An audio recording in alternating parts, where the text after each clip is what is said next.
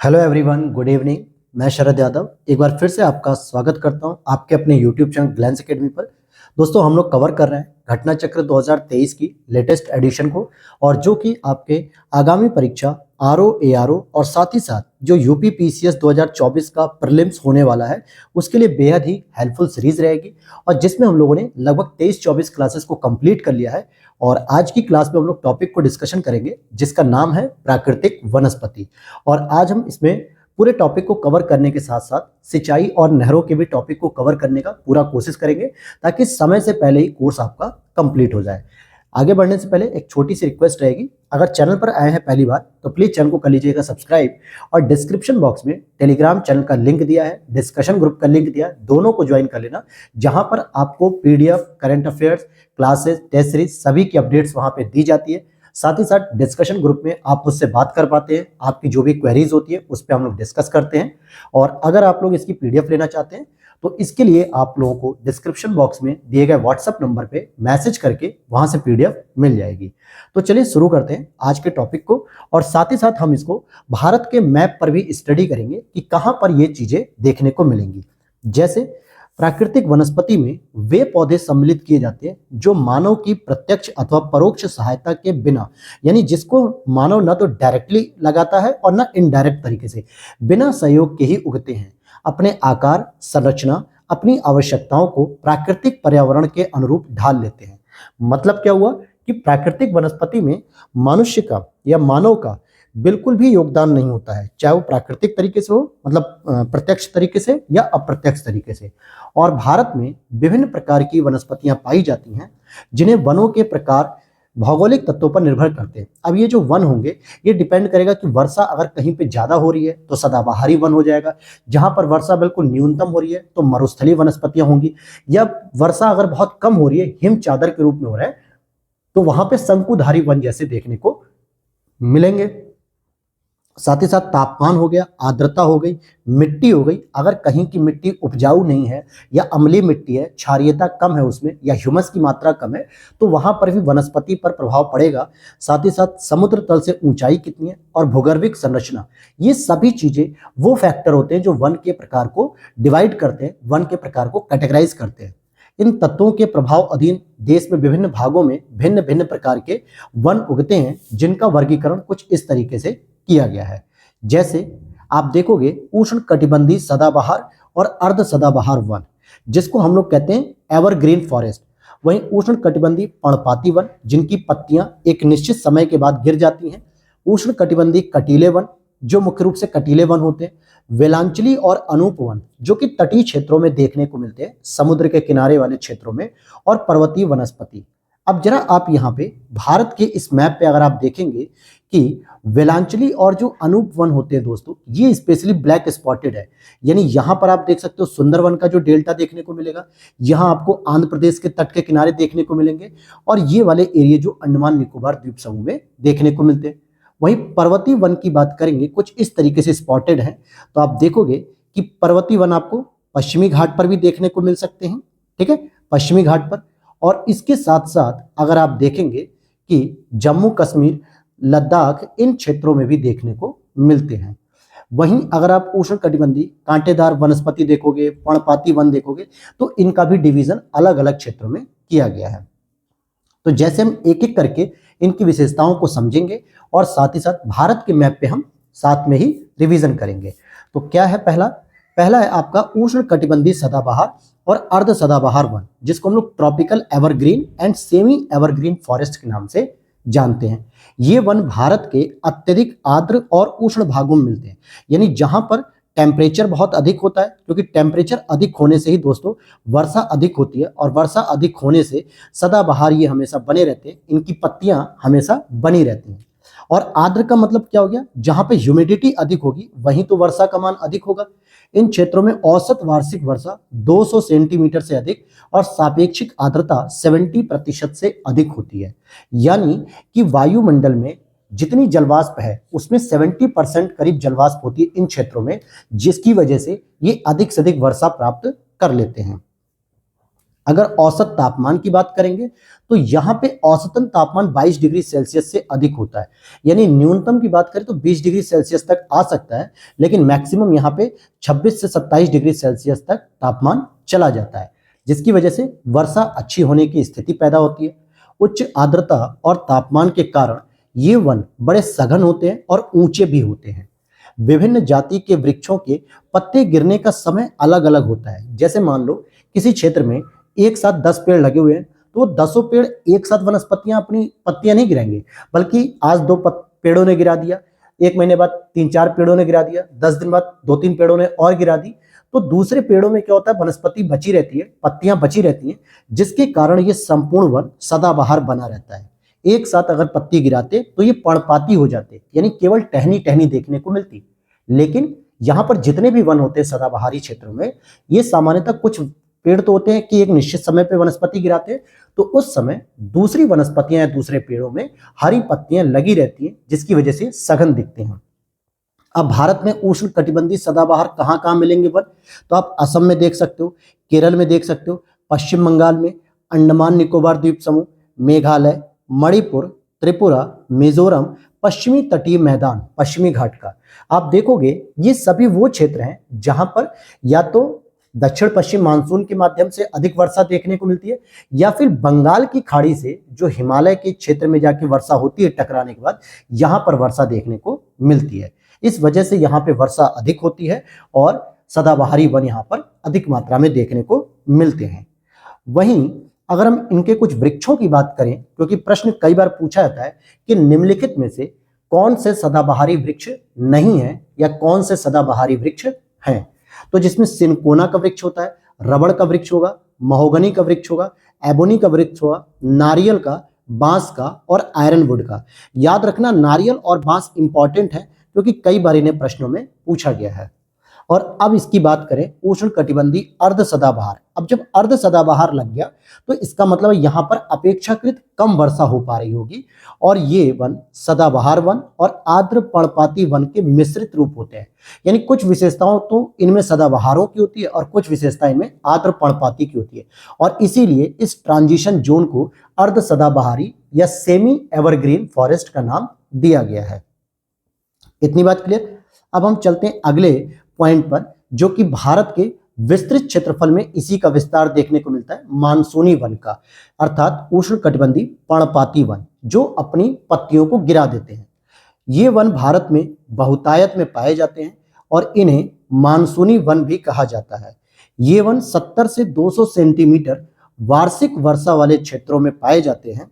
जल की उपलब्धता के आधार पर इन वनों को उष्ण कटिबंधीय आर्द्र पर्णपाती वन और उष्ण कटिबंधीय शुष्क पर्णपाती वन में विभाजित किया जाता है।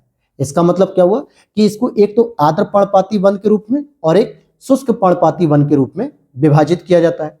आर्द्र पर्णपाती का मतलब क्या हो गया, जहां पर थोड़ी सी नमी देखने को मिलती है, जैसे उत्तर पूर्वी राज्य हो गए, नॉर्थ ईस्ट में आपको नमी अर्थात वर्षा देखने को मिलती है।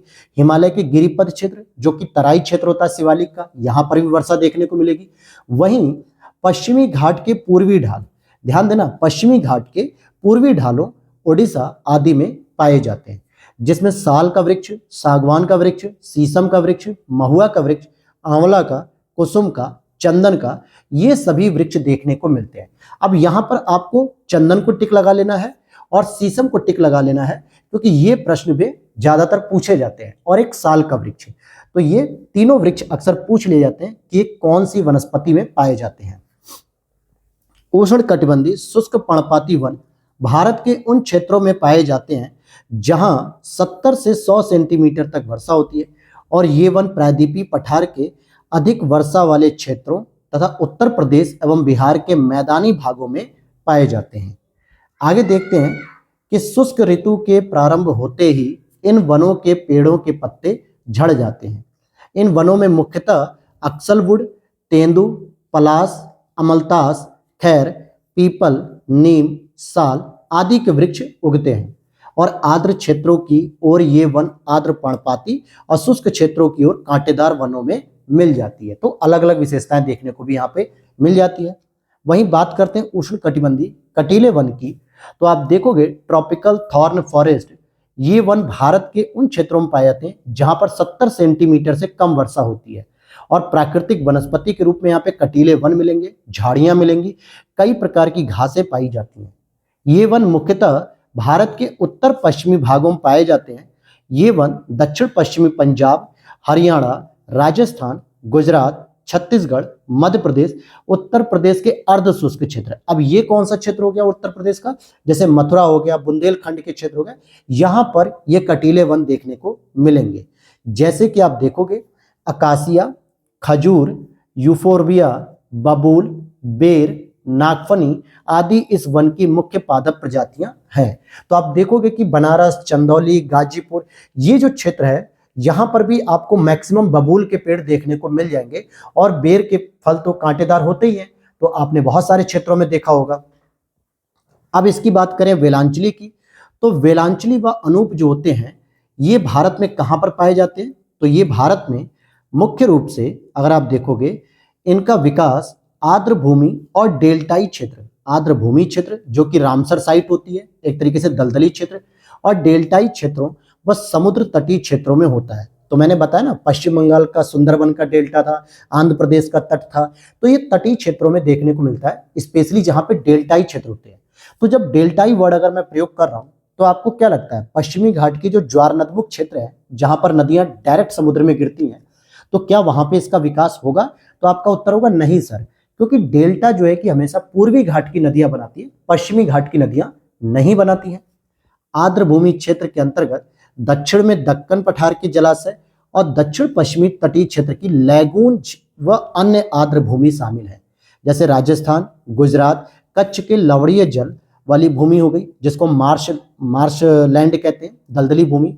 गुजरात के पूर्व से राजस्थान जो कि केवलादेव राष्ट्रीय उद्यान आता है, एमपी हो गया।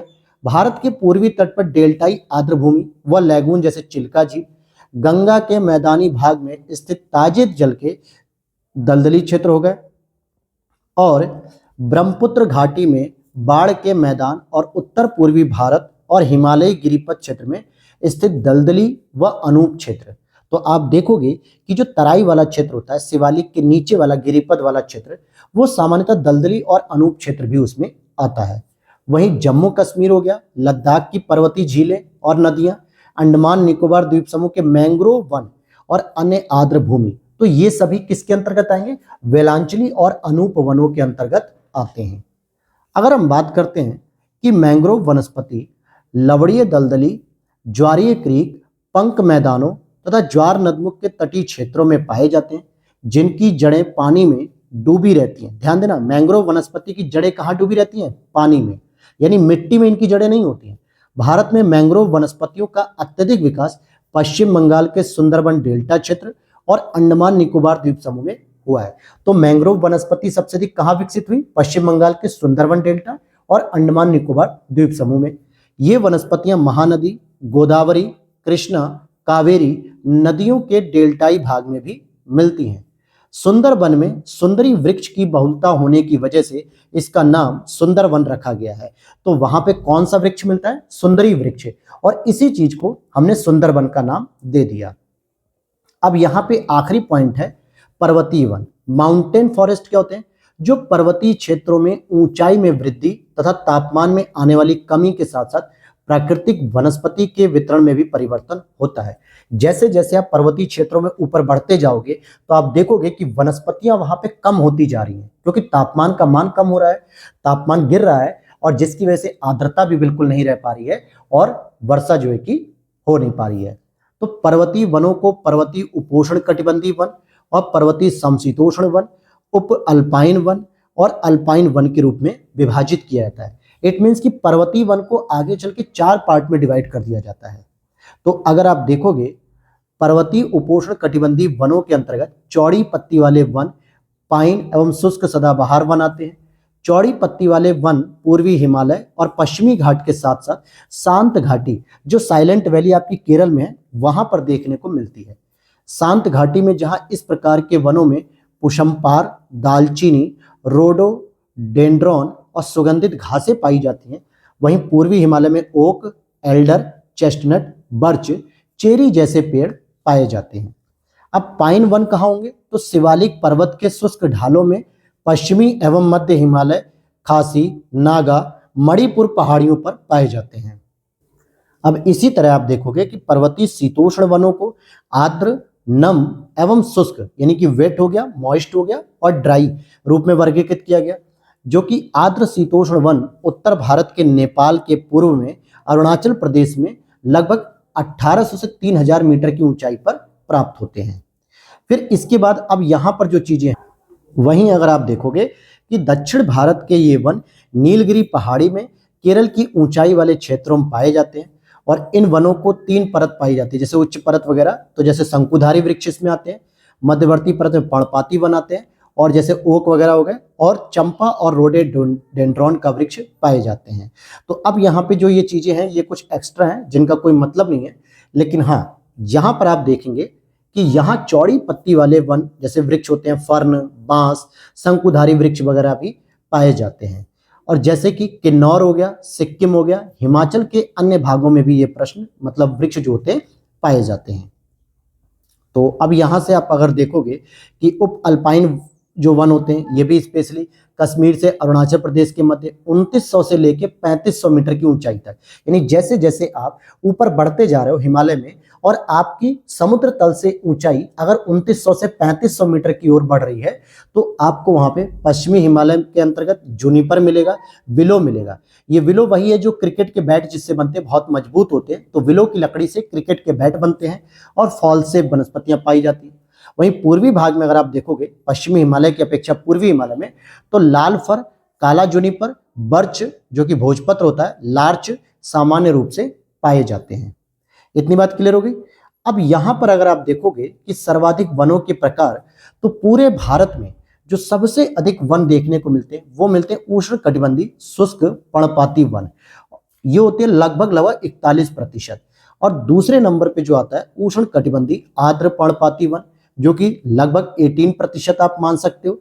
और तीसरे नंबर पे आते हैं आपके अर्ध सदाबहारी वन, जो कि 9.27% होते हैं थर्ड नंबर पे। तो आपको बस ये 3 याद रखने हैं कि अगर पूछा जाए कि भारत में सबसे अधिक विस्तार किस वनस्पति का है, तो आपको बताना है शुष्क पर्णपाती, या जिसको हम मानसूनी वनस्पति भी कहते हैं।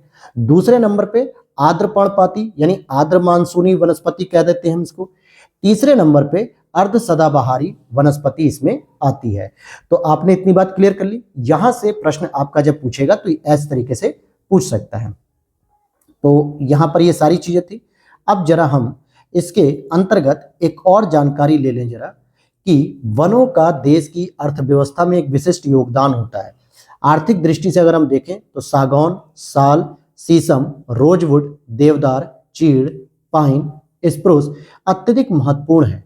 ब्यूटिया मोनोस्पर्मा को जंगल की आग यानी फ्लेम ऑफ द फॉरेस्ट कहा जाता है। इसे ढाक अथवा पलास के नाम से भी जाना जाता है। पलास जो है, ये जो पलास के फूल होते हैं, ये उत्तर प्रदेश का राजकीय पुष्प घोषित किया गया है। सामाजिक वानिकी में प्रयुक्त बहुउद्देशीय वृक्ष का उदाहरण खेजरी है। ध्यान देना कि जब सामाजिक वानिकी की जाती है तो सामान्यतः सबसे अधिक खेजरी वनस्पति को ही लगाया जाता है, खेजरी के वृक्ष को, क्योंकि मरुस्थल का राजा कहलाता है। ऐसा क्यों? क्योंकि इसका मल्टीपर्पस उपयोग होता है और अधिक तापमान सहन करने के साथ साथ ये कम पानी की आवश्यकता के कारण भी सामाजिक वानिकी कार्यक्रम में इसे वरीयता दी जाती है। मतलब हम अगर किसी ऐसे क्षेत्र में भी अगर इस वनस्पति को लगा रहे हैं जहां पे तापमान बहुत अधिक रहता है, पानी की मात्रा कम होती है, तो भी ये वहां पे जीवित रह सकता है वनस्पति। उत्तराखंड के चीड़ वनों से प्राप्त होने वाली लीसा एक महत्वपूर्ण गैर प्रकोष्ठ वन उपज है। लीसा से विरोजा और तारपीन का तेल बनाया जाता है, जिसका उपयोग कागज उद्योग, साबुन, पेंट इत्यादि बनाने में किया जाता है। उत्तराखंड में लीसा स्वरोजगार एवं ग्रामीण अर्थव्यवस्था का प्रमुख साधन है। महोगनी मूलतः उत्तरी एवं दक्षिणी अमेरिका के उष्णकटिबंधीय क्षेत्र का वृक्ष है। मूलतः मतलब हो गया इसका जन्म स्थान वहीं का है, हालांकि अब ये भारत में भी देखने को मिलता है। अब इसी तरीके से अब हम इसके कुछ प्रश्नोत्तर को करेंगे कि भोजपत्र जो वृक्ष होता है वो कहाँ मिलता है। तो ये मिलेगा दोस्तों हिमालय में, और वो भी कौन से हिमालय में? स्पेशली ये पूर्वी हिमालय में। पूर्वी हिमालय का मतलब क्या हो गया? नॉर्थ ईस्ट के रीजन में देखने को मिलेगा। भोजपत्र अर्थात बर्च वृक्ष हिमालय क्षेत्र में पाए जाने वाला एक वृक्ष है। यह वृक्ष का सफेद कागज की तरह दिखने वाला छाल का प्रयोग प्राचीन काल से ही लिखने हेतु किया जाता है और ये अल्पाइन वनों में भी पाया जाता है। अगला प्रश्न है, कत्था बनाने के लिए किस पेड़ की लकड़ी का प्रयोग किया जाता है? तो खैर लकड़ी का प्रयोग किया जाता है, जिसे सुखाकर जो है कि मतलब कत्था वगैरह बनाया जाता है। जो कत्था क्या होता है? जो पान में लगाया जाता है, जिसकी वजह से पान चबाने पर मुंह का रंग लाल हो जाता है। अगला प्रश्न है, भारत में निम्नलिखित में से किस प्रकार का वन सर्वाधिक बृहद क्षेत्रफल में पाया जाता है? यूपीएससी का प्रश्न है और मैंने आपको बताया था कि पहली कैटेगरी पे आएगा आपका क्या? शुष्क पर्णपाती वन, जो लगभग 47% था। दूसरे नंबर पे मैंने बताया था आपको कि आर्द्र पर्णपाती वन, जो लगभग आपका 18% के आसपास था। और तीसरे नंबर पे आपका आएगा दोस्तों अर्ध सदाबहार वन, जो 9.8% के आसपास था। तो अब उत्तर क्या हो जाएगा आपका? उष्ण कटिबंधी आर्द्र पर्णपाती वन। तो आप कहोगे अरे सर ये तो आप गलत कर रहे हो। तो मेरे दोस्त आप यहाँ पे देखो, पर्वती को काटो, सदाबहार को काटो, सदाबहार को काटो, आर्द्र पर्णपाती ऑप्शन दिया है 18%। अगर आर्द्र पर्णपाती के साथ अगर एक और ऑप्शन देता शुष्क पर्णपाती, तो हमारा उत्तर शुष्क पर्णपाती होता। लेकिन इस क्रम के अनुसार देखें तो हमें ऑप्शन में आर्द्र पर्णपाती वन ही मिल रहा है, इसलिए हम सी ऑप्शन इसको सही कर लेंगे। पूरी जानकारी दी है। सागौन और साल किसके उत्पाद है? अब सागौन का वृक्ष और साल किस प्रकार की वनस्पति है? तो ये शुष्क पतझड़ी या पर्णपाती वन भी इनको हम कहते हैं। लेकिन कहाँ पे? शुष्क। सदाबहार के हैं नहीं, कटीले के हैं नहीं, पर्वती के होते नहीं है ये। आगे देखते हैं, हिमालय की पहाड़ी श्रृंखला में ऊंचाई के साथ साथ निम्न कारणों से वनस्पति में परिवर्तन आता है। जैसे जैसे आप पहाड़ों की ऊंचाई पर बढ़ते जाते हो इस तरीके से, तो आपको वनस्पति में परिवर्तन देखने को मिलता है। लेकिन इसके साथ और कौन से कारण होते हैं? तो तापमान में गिरावट होती है, बिल्कुल सही बात। वर्षा में बदलाव का प्रतिरूप बदलता है, यह भी सही है। अब देखिए, तेज हवा का यहाँ पे कोई डायरेक्ट जो है कि प्रभाव नहीं है।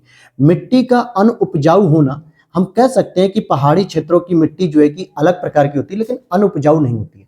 तो अब देखते हैं, कूट में अगर 1 और 2 दिया है तो यही सही होगा, लेकिन अगर 1, 2, 3 तीनों दिया है तो फिर ये तीनों ही सही होंगे। हालांकि चौथा यहाँ पर ऑप्शन नहीं होगा।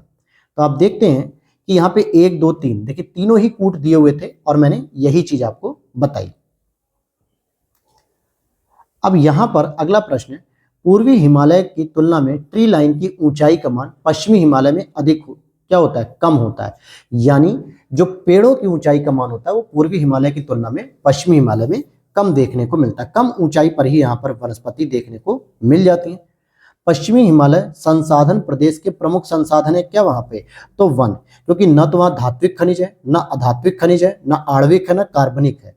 केवल वहां पे वन सबसे अधिक मिलते हैं, लगभग 65%।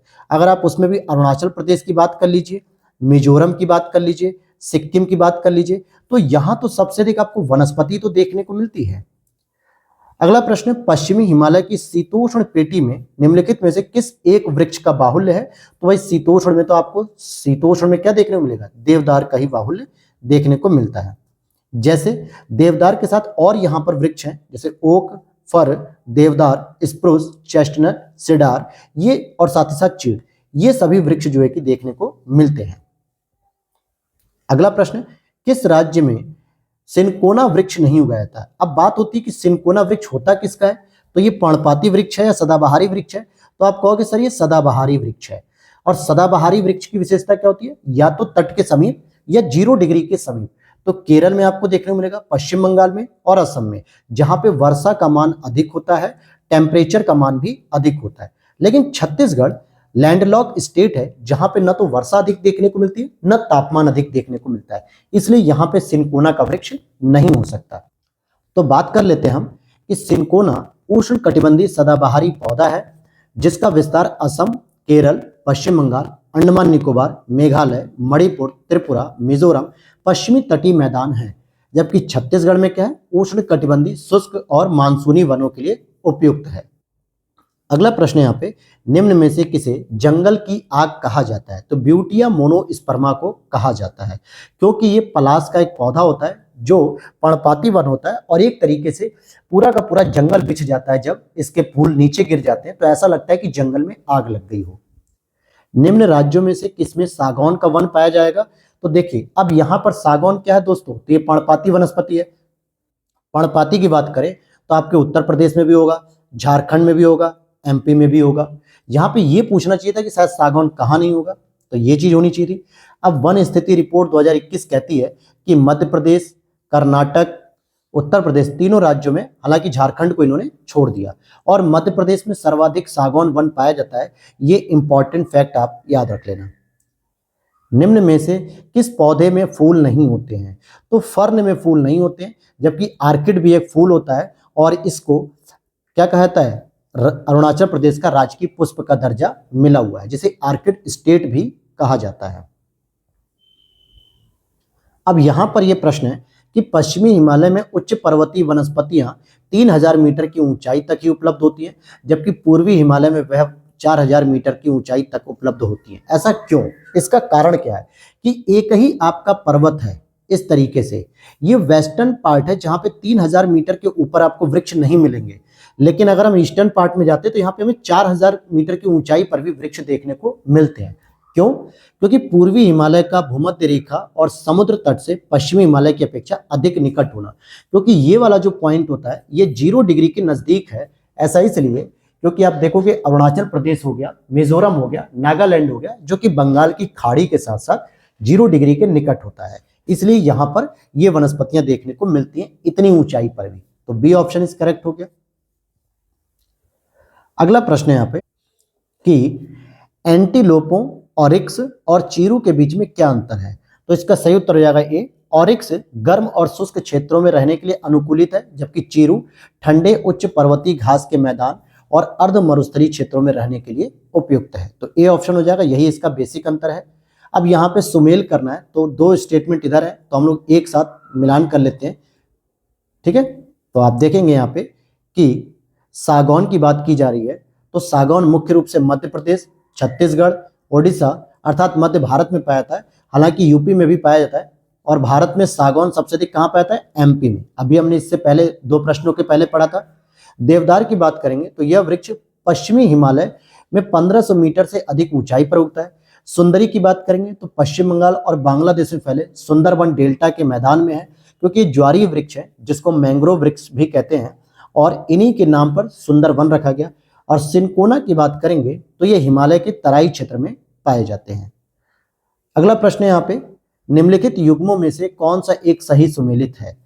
टीक की बात करेंगे तो टीक जम्मू कश्मीर गलत हो जाएगा, देवदार मध्य प्रदेश ये भी गलत, चंदन काष्ठ ये भी गलत, सुंदरी वृक्ष पश्चिम बंगाल में देखने को मिलता है। अब यहाँ पे कुछ प्रदेश हैं और उनकी जो है कि जो जलवायु है या वन का प्रकार, उसको मिलान करना है। अगर अल्पाइन की बात करें हम दोस्तों, तो अल्पाइन कहाँ देखने को मिलेगा? तो हम इसको लगा सकते हैं अरुणाचल प्रदेश, यानी कि हिमालयी क्षेत्रों में। अगर मैं उष्ण कटिबंधीय सदाबहार की बात करूं, जो कि आप देखोगे कि पश्चिमी सह्याद्री की तरफ हो सकता है, जिसको हम लोग पश्चिमी तट भी कह देते हैं। अगर उष्ण कटिबंधीय आर्द्र पर्णपाती की बात करें तो ये आपका तराई क्षेत्र में हो जाएगा, और शुष्क पर्णपाती तो ये मध्य गंगा का मैदान हो जाएगा। अब यहां पर आप इसके मिलान को देखिए, बिल्कुल सही मिलान किया गया है, ठीक है, ये पूरी चीज। फिर आप देखेंगे यहाँ पे कुछ वनस्पतियों की बात की जा रही है, जैसे शंकुधारी वृक्ष कहाँ मिलेंगे, शंकुधारी वन कहाँ मिलेंगे? हिमाचल प्रदेश यानी पर्वतीय क्षेत्रों में। और कच्छ की वनस्पति कहाँ मिलेगी दोस्तों? कच्छ की वनस्पति बताइए जल्दी से। तो ये हो जाएगा आपका सुंदरबन में, क्योंकि ये कच्छ गुजरात की बात नहीं कर रहा है, बल्कि ये गुजरात की बात नहीं बल्कि मैंग्रोव वनस्पति की बात कर रहा है, क्योंकि मैंग्रोव वनस्पति को कच्छ वनस्पति भी कहा जाता है। और पतझड़ के वन कहाँ मिलेंगे? तो पतझड़ जो वन होंगे ये आपको राजस्थान में मिल जाएंगे। नहीं, कुछ तो थोड़ा सा आप इस तरीके से मिला लीजिए कि उष्ण कटिबंधीय वन आपको साइलेंट वैली में, शंकुधारी हिमाचल प्रदेश में, कच्छ वनस्पति सुंदरबन और पतझड़ वन राजस्थान। बिल्कुल सही मिलान कर रहा था मैं। आगे देखते हैं, लंबी जड़ों और नुकीले कांटों अथवा सूल युक्त झाड़ियों और लघु वृक्षों वाले आरक्षित अवरुद्ध वन सामान्य रूप से पाए जाते हैं कहां पे? पश्चिमी आंध्र प्रदेश में पाए जाते हैं। अगला प्रश्न है, निम्न में से कौन सा वृक्ष समुद्र तल में सर्वाधिक ऊंचाई पर पाया जाता है? सर्वाधिक ऊंचाई पर देवदार का वृक्ष पाया जाता है। अब ये इमेजेस वाला है, इसको छोड़ते हैं। यहाँ पे नेक्स्ट प्रश्न है आपका कि निम्नलिखित में से किस राज्य के वनों का वर्गीकरण अर्ध उष्ण कटिबंधीय के रूप में किया गया, यानी अर्ध उष्ण कटिबंधीय के रूप में? तो मध्य प्रदेश का हो जाएगा, क्योंकि केरल, तमिलनाडु, कर्नाटक, ये तीनों ही तटीय राज्य हैं, जबकि मध्य प्रदेश आपका एक लैंड लॉक स्टेट है और यहीं पे आपको उष्णकटिबंधीय वनस्पति मिलेगी। अगला प्रश्न है, निम्नलिखित में से तत्वतः कौन सा एक हिमालयी वनस्पति की जाति नहीं है? जूनिपर भी है, सिल्वर फर भी है, स्प्रूस भी है, लेकिन महोगनी नहीं है, क्योंकि महोगनी मुख्य रूप से सदाबहारी वृक्ष है। किसमें आता है ये? सदाबहारी। देखा जाए तो ये उत्तरी और दक्षिणी अमेरिका के उष्णकटिबंधीय क्षेत्र का मुख्यतः वृक्ष है ये।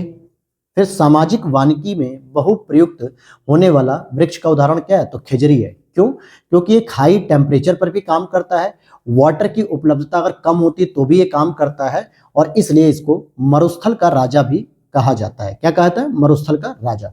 लीसा प्राप्त होता है दोस्तों, तो ये चीड़ के वृक्षों से प्राप्त होता है, और जिससे हम लोग विरोजा और तारपीन प्राप्त करते हैं। ठीक है, और विरोजा और तारपीन का प्रयोग कहाँ होता है? तो कागज उद्योग में, साबुन उद्योग में, पेंट बनाने में होता है। और लीसा उत्तराखंड में स्वरोजगार और ग्रामीण अर्थव्यवस्था का एक प्रमुख साधन भी माना जाता है। अब यहाँ पे कुछ वनस्पतियां हैं, कच्छ वनस्पति। कच्छ का मतलब होता है दोस्तों मैंग्रोव वनस्पति, और इनका राज्यों से मिलान करना है। तो चलिए यहाँ पर हम देख लेते हैं सीधे सीधे कि अच्चरा रत्नागिरी महाराष्ट्र में होता है, कुंडापुर कर्नाटक में है, पिचवरम तमिलनाडु में है, और वेम्बनाड केरल में है। फिर अगला प्रश्न है आपका, निम्नलिखित में से किसका सुमेल नहीं है? सुंदरवन पश्चिम बंगाल में सही है, भितरकनिका उड़ीसा में सही है, पिचवरम तमिलनाडु में सही है, वेम्बनाड दोस्तों कर्नाटक में नहीं है बल्कि केरल में है। रिपीटेड प्रश्न है ये। भारत में उष्णकटिबंधीय वर्षा वन की उपस्थिति कहाँ देखने को मिलेगी? तो असम और केरल में, क्योंकि वर्षा वन होने चाहिए उष्णकटिबंध के स्तर पे भी। तो आपको कहाँ मिलेगा? असम और केरल में मिलेगा। अब यहां पर हमारा अगला प्रश्न होगा, भारत में किस राज्य का सर्वाधिक क्षेत्र घने पतझड़ वाले जंगल से घिरा हुआ है? तो ये हो जाएगा आपका मध्य प्रदेश। क्या हो जाएगा? मध्य प्रदेश हो जाएगा। अगला प्रश्न है, कौन सा जिला सबसे अधिक घने पतझड़ वाले वन क्षेत्र से घिरा हुआ है? तो पश्चिमी चंपारण। अब ये बिहार के संदर्भ में ही पूछ लिया। अब पश्चिमी चंपारण आपका किस में आता है? तराई क्षेत्रों में आता है, जो कि किसकी तराई क्षेत्रों में? शिवालिक की। तो यहां पर तो पतझड़ मिलते ही हैं सबसे अधिक वन। खैर वृक्ष की अगर हम बात करें तो इसका प्रयोग किया जाता है किसमें? कत्था बनाने में। किसका प्रयोग किया जाता है दोस्तों? इससे कत्था बनाने में। और ये उपोष्ण कटिबंधीय वनों का एक प्रकार होता है। फिर आगे देखते हैं, निम्नलिखित में से किस राज्य में सर्वाधिक क्षेत्र वनों के अंतर्गत पाया जाता है? तो कौन से राज्य में सर्वाधिक वन आते हैं? हालांकि 2017 की रिपोर्ट के अनुसार पूछा गया है, लेकिन अब 2021 की रिपोर्ट के अनुसार बात करें तो मिजोरम राज्य में सर्वाधिक क्षेत्र वनों के अंतर्गत आता है। ठीक है, इतनी बात क्लियर है।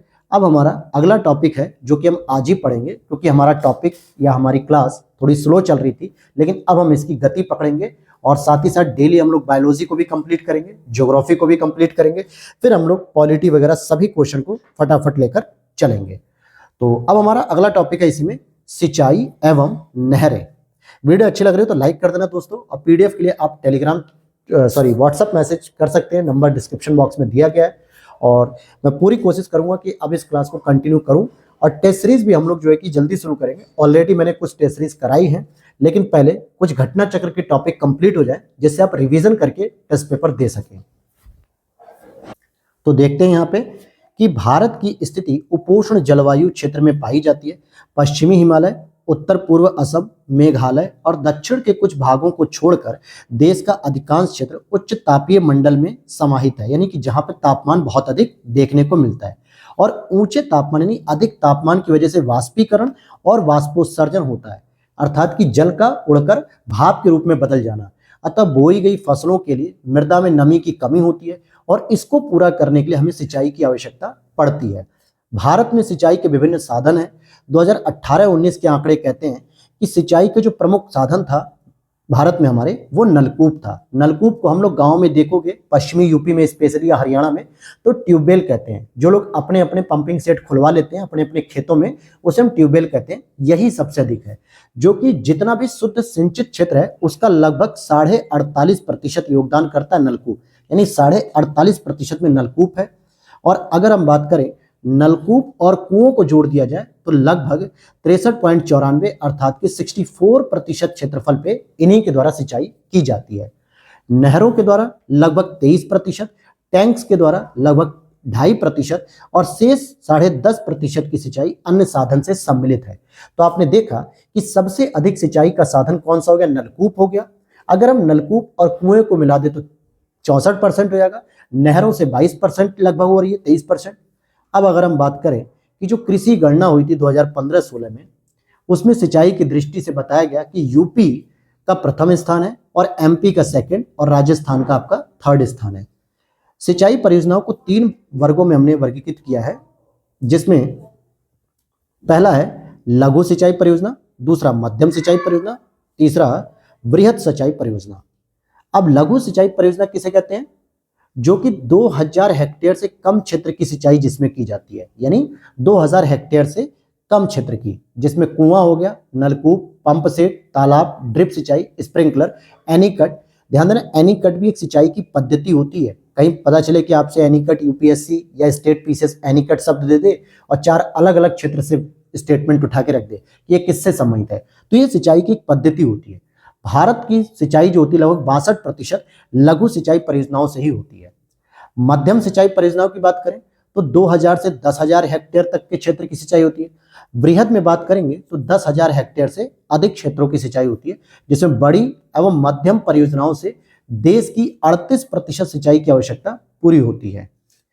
बात करते हैं अगर हम विश्व की सबसे पुरानी और विकसित नहर व्यवस्थाओं में एक गंग नहर है, जिसका निर्माण 1927 में बीकानेर के तत्कालीन महाराजा श्री गंगा सिंह ने कराया था, और यह नहर सतलज नदी से फिरोजपुर के निकट हुसैनी वाला से निकाली गई थी। कहां से निकाली गई थी, सतलज नदी के निकट, मतलब सतलज नदी से फिरोजपुर के निकट हुसैनी वाला से निकाली गई। पूर्वी यमुना नहर यमुना नदी के बाएं तट से ताजेवाला, जिसे हम यमुनानगर जिला कहते हैं, हरियाणा के निकट है, यहां से निकलती है, जिसकी लंबाई 197 किलोमीटर है।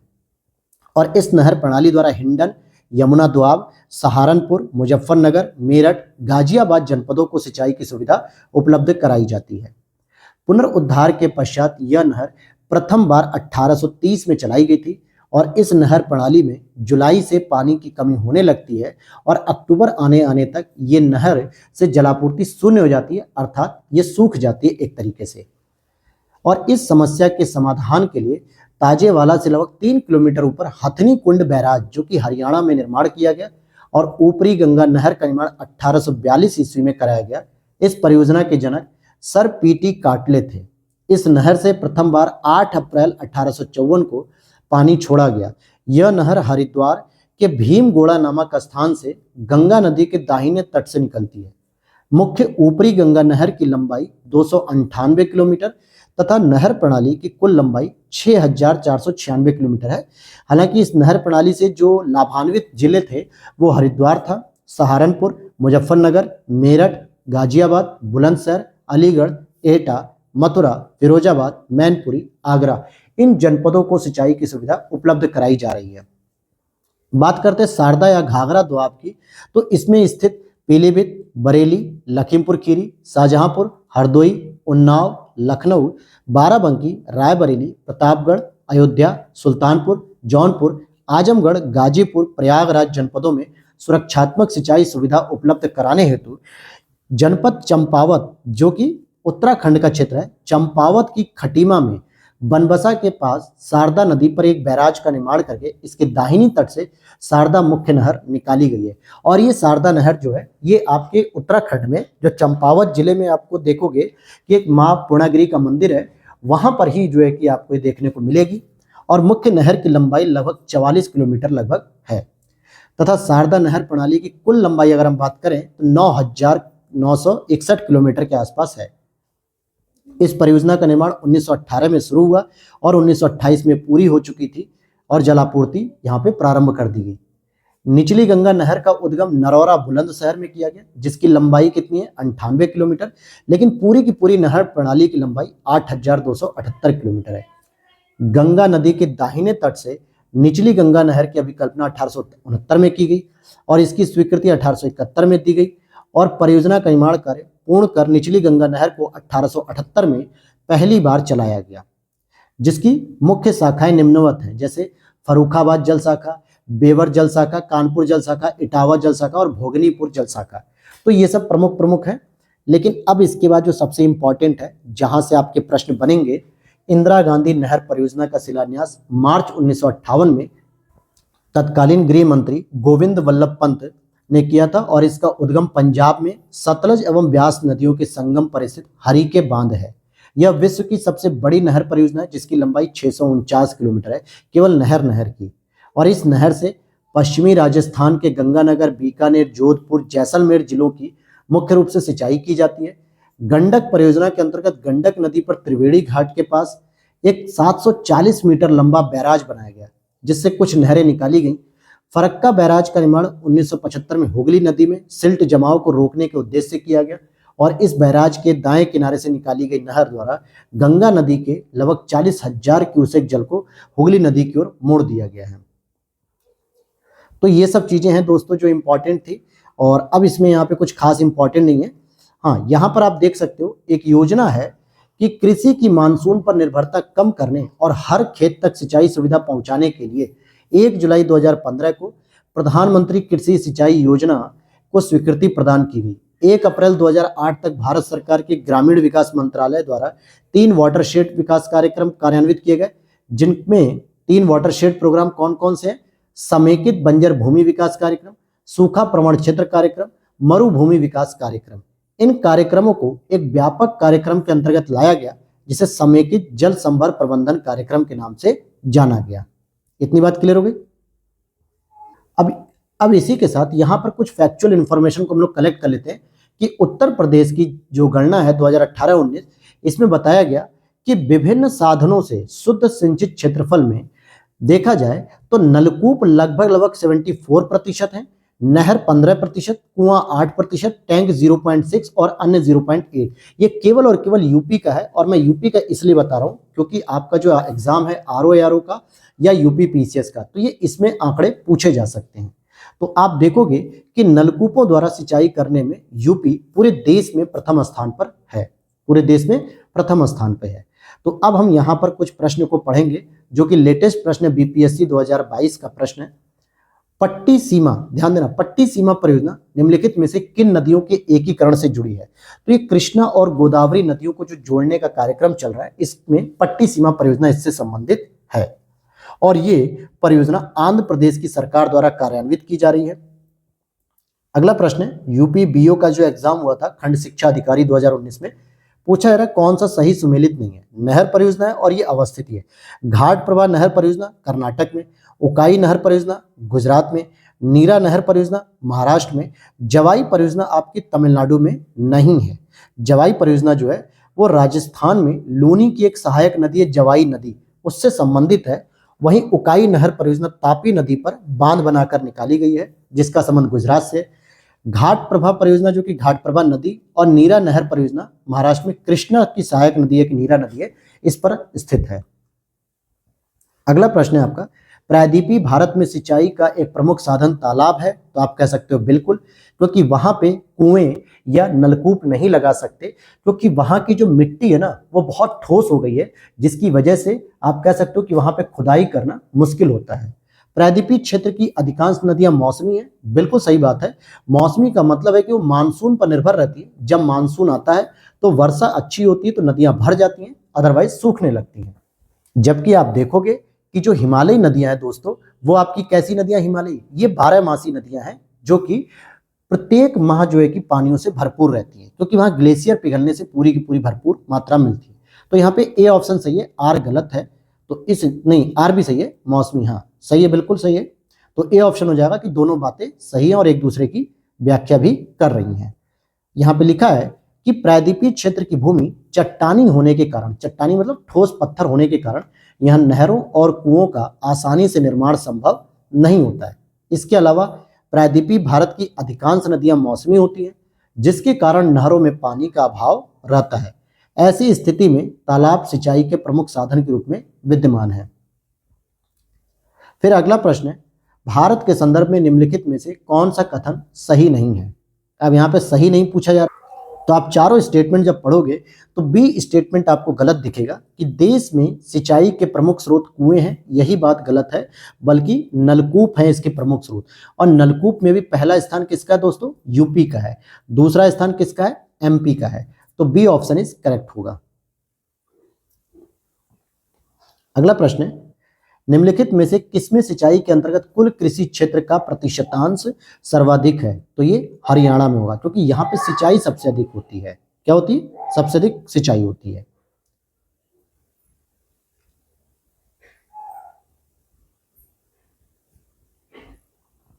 अब अगले प्रश्न को देखते हैं कि सूक्ष्म सिंचाई की पद्धति से क्या क्या बेनिफिट्स होते हैं या उसके बारे में कौन से कथन सही है। तो मृदा से उर्वरक या पोषक हानि कम की जा सकती है, बिल्कुल सही बात है, क्योंकि हमने पढ़ा है कि लीचिंग की जो प्रॉब्लम्स होती है ये रुक जाती है, यानी ये कम हो जाती है। यह वर्षाधीन खेती की सिंचाई का एकमात्र साधन है। तो देखिए एकमात्र साधन नहीं कह सकते, बल्कि एक उपयुक्त साधन हो सकता है। तो दूसरा गलत हो जाएगा। इससे कुछ कृषि क्षेत्रों में भौम जल स्तर को कम होने से रोका जा सकता है, यह बात भी सही है। तो 1 और 3 सही है, इसलिए सी ऑप्शन इज करेक्ट हो जाएगा। जीवन रक्षक अथवा बचाव सिंचाई इंगित करती है किसको? पीडब्ल्यूपी सिंचाई की पद्धति को कहती है, अर्थात कि परमानेंट विल्टिंग पॉइंट जिसे हम कहते हैं। सिंचाई जीवन रक्षक अथवा बचाव सिंचाई को इंगित करती है। परमानेंट विल्टिंग पॉइंट मिट्टी पानी की न्यूनतम मात्रा को इंगित करता है, जिसके अभाव में पौधे मुरझाने लगते हैं। ऐसी स्थिति में सिंचाई अति आवश्यक हो जाती है। अब यहां पर अगला प्रश्न है, गत 25 वर्षों में नलकूप सिंचाई का सर्वाधिक शानदार विकास हुआ है। कहां पर हुआ है? अगर हम बात करेंगे नलकूप सिंचाई का जो शानदार विकास हुआ है, वो आप देखोगे कि सरयू पार मैदान में हुआ है। भारत के किस राज्य में सर्वाधिक सिंचाई नलकूपों से होती है? तो हमने अभी पढ़ा है कि उत्तर प्रदेश में होती है, लगभग 74% होती है। फिर अगला प्रश्न है यहाँ पे प्री 2016 का, किस राज्य में नलकूपों द्वारा सिंचित भूमि क्षेत्रफल अधिक होता है? तो उत्तर प्रदेश में लगभग 74% होता है। फिर अगला प्रश्न रिपीटेड है मेंस में कि नलकूप और कूप से सिंचित अधिकतम क्षेत्र वाला राज्य कौन सा है? तो ये हो जाएगा आपका यूपी। फिर से रिपीटेड प्रश्न है। अब यहाँ पे मानचित्र ओरिएंटेड प्रश्न था, इसलिए उसको छोड़ा। लेकिन अब देखते हैं भारत में माला नहर तंत्र को प्रस्तावित किसने किया था? तो दिनसा जे दस्तूर साहब ने इसे प्रस्तुत किया था। हालांकि अब ऐसे प्रश्न नहीं पूछे जाते हैं। दक्षिण भारत में सिंचाई व्यवस्था का अग्रदूत किसे माना जाता है? तो सर आर्थर कॉटन को माना जाता है। किसको? सर आर्थर कॉटन को। अगला प्रश्न है, भारत की सिंचाई क्षमता का सर्वाधिक भाग पूरा होता है लघु बृहत परियोजनाओं से। लघु एवं बृहत परियोजनाओं से। लघु एवं बृहत परियोजनाओं से। फरक्का की नहर की जलवहन क्षमता कितनी? तो 40,000 क्यूसेक लगभग है। मंगलम सिंचाई परियोजना संबंधित है। मंगलम कहां पे होगी? तो केरल में होगी, क्योंकि नाम से ही आप देख सकते हो। सारण सिंचाई नहर, सारण सिंचाई नहर कहां से निकलती? गंडक से, जो कि त्रिवेणी नहर का एक पार्ट होता है।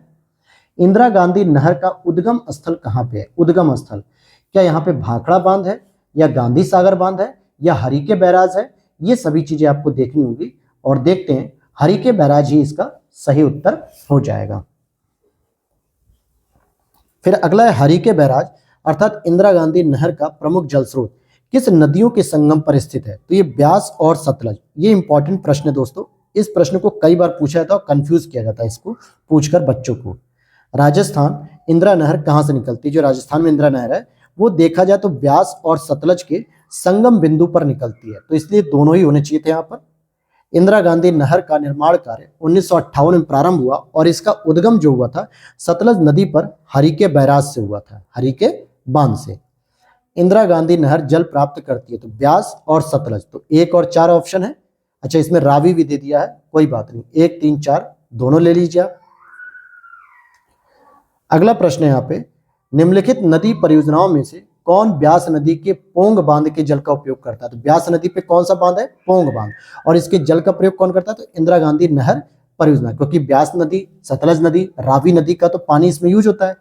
और अगर हम बात करें कि यह परियोजना पंजाब, हरियाणा, राजस्थान राज्यों की सम्मिलित है और इसके अंतर्गत शीत ऋतु में नियमित जल आपूर्ति बनाए रखने के लिए ब्यास नदी पर पोंग बांध बनाया गया है।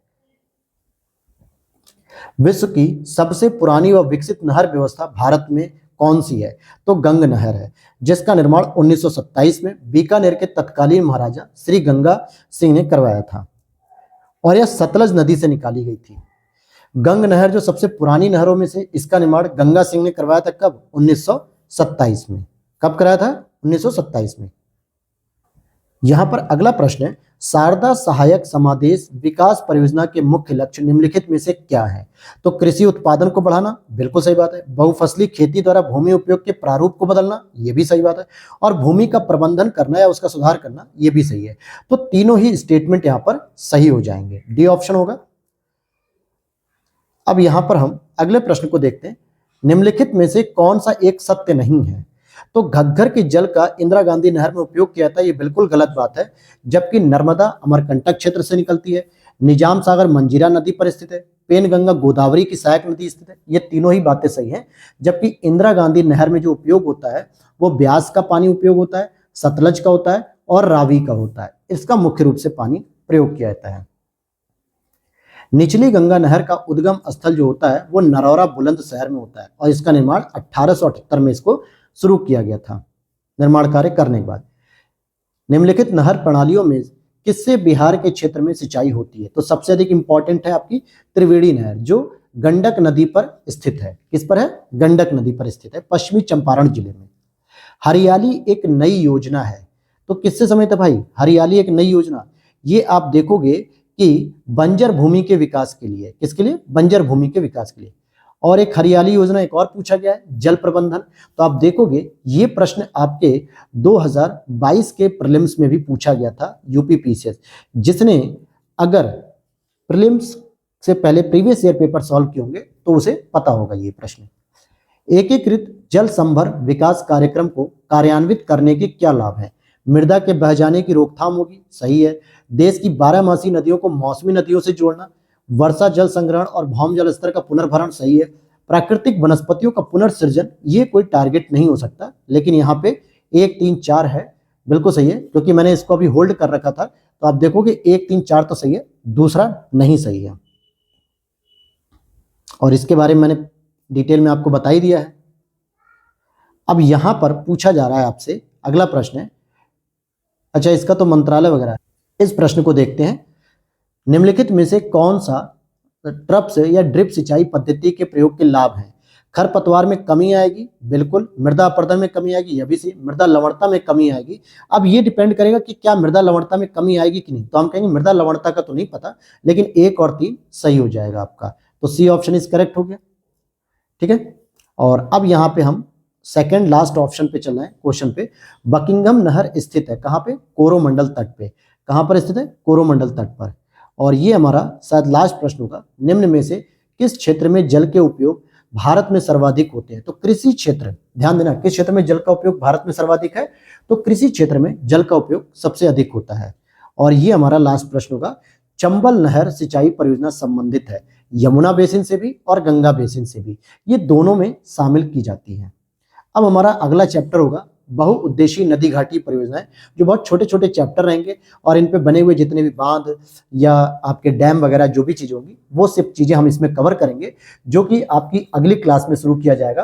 तो मिलते हैं नेक्स्ट वीडियो में। वीडियो अच्छी लगी तो लाइक कर देना दोस्तों, और अगर पीडीएफ चाहते हैं तो डिस्क्रिप्शन बॉक्स में व्हाट्सएप नंबर दिया है, वहां से आप पीडीएफ ले सकते हैं। तो जय हिंद, जय भारत।